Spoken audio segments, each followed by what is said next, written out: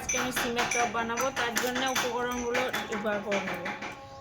আতপ চালের গুঁড়ো, লবণ, একটু খাবার সোডা,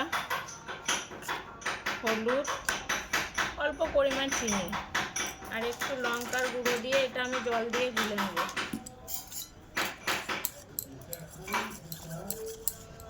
আলুতে দেব এই ভাজা লঙ্কা আর জিরে, এটা দিয়ে দেবো। আর এই লবণটা দেবো, দিয়ে আলুটা মেখে নেবো। আলুটা মেখে নিয়েছি, এবার সিমের মধ্যে আলুটা ভরে দেবো এরকম করে। এটা এর মধ্যে ডুবিয়ে দেখুন একটা একটা করে ছেড়ে দেবো।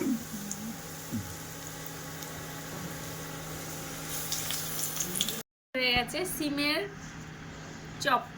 আমরা সাধারণত এরকম চপ খেয়ে থাকি, কিন্তু আজকে আমি সিমের চপ করেছি।